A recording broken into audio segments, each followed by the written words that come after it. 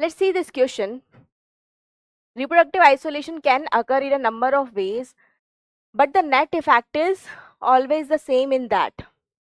Reproductive isolation जो है वो नंबर ऑफ वेज में हो सकती है, लेकिन जो उसका नेट इफेक्ट है हमेशा सेम होता है. किसमें सेम होता है, ये क्वेश्चन ने बच्चों पूछा है. Hybridization must take place before new species can form.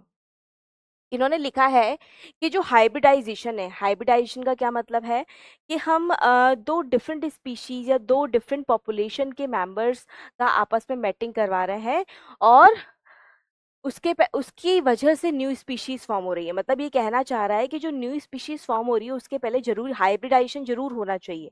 तो क्या ये जरूरी है कि बच्चों? बिल्कुल जरूरी नहीं. जो न्यू स्पीशीज फॉर्मेशन ये स्पेसिएशन है वो बहुत सारे रीज़न की वजह से हो सकता है. या तो म्यूटेशन की वजह से लंबे टाइम तक जो वेरिएशन है उनके एक्यूमुलेट होने से, रिप्रोडक्टिव आइसोलेशन होने से. Reproductive isolation is a must, is a important reason for speciation. ठीक है, तो हाइब्रिडाइजेशन हो न्यू स्पीशीज फॉर्मेशन से पहले और जरूरी हो, ये बिल्कुल जरूरी नहीं है. ठीक है, तो ये रॉन्ग हो जाएगा. फिर है it causes geographic isolation between organism. जो रिप्रोडक्टिव आइसोलेशन है वो क्या करती है, जियोग्राफिक आइसोलेशन कॉज कर देती है ऑर्गेनिज्म के बीच में. तो ये तो गड़बड़ है ना, ये तो उल्टा बोल दिया इन्होंने कि इन्होंने क्या बोला है कि रिप्रोडक्टिव आइसोलेशन जो है वो ऑर्गेनिजम्स के बीच में जियोग्राफिकल आइसोलेशन कॉज कर देती है. मतलब जियोलॉजिकली उनको सेपरेट कर देती है, उनका हैबिटाट ही सेपरेट करवा देती है. हैबिटाट के बीच में वहां पे क्या कर देती है, आइसोलेशन कॉज कर देती है. पर ये तो उल्टा है. जब ऑर्गेनिज्म जियोग्राफिकली आइसोलेट होते हैं, समझो एक जगह है, वहां पर भूकंप आया, भूकंप की वजह से बीच में एक बहुत बड़ी दरार आ गई है. उस दरार की वजह से वो जो लैंड थी वो दो हिस्सों में बट गई है, तो उस पर रहने वाली पॉपुलेशन भी दो हिस्सों में बट जाएगी. जब पॉपुलेशन दो हिस्सों में बटी तो पॉपुलेशन क्या हुई बच्चों, जियोग्राफिकली आइसोलेट हो गई. अब जियोग्राफिकली आइसोलेट होने के बाद उनमें रिप्रोडक्शन होना बंद होगा तो वो रिप्रोडक्टिवली भी आइसोलेट हो जाएंगी. मतलब geographical isolation can lead to reproductive isolation, but reproductive isolation usually do not lead to geographical isolation. Vice versa is not possible, है ना. मतलब 99% केसेस में vice versa is not possible. ठीक, तो ये भी रॉन्ग हो जाएगा.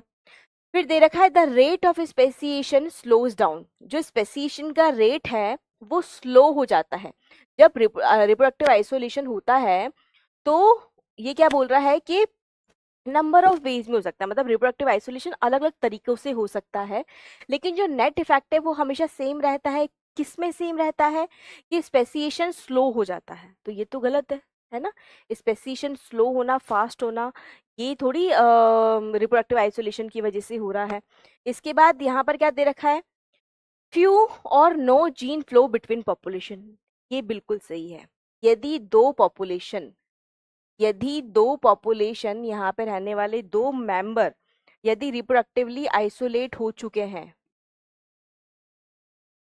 ठीक है, यदि हम बात करें इन दो पॉपुलेशन की, तो यदि ये रिप्रोडक्टिवली आइसोलेट हो चुके हैं तो इनके बीच में जो जीन फ्लो है वो नहीं होगा, है ना. चाहे रिप्रोडक्टिव आइसोलेशन किसी भी तरीके से आई हो, लेकिन इन दो पॉपुलेशन के बीच में यदि रिप्रोडक्टिव आइसोलेशन आ चुकी है तो जीन फ्लो या तो नहीं होगा या बिल्कुल कम होगा बच्चों.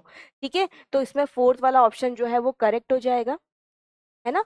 फोर्थ वाला ऑप्शन जो है वो इसमें करेक्ट हो जाएगा. So option D would be the correct answer for this question बच्चों.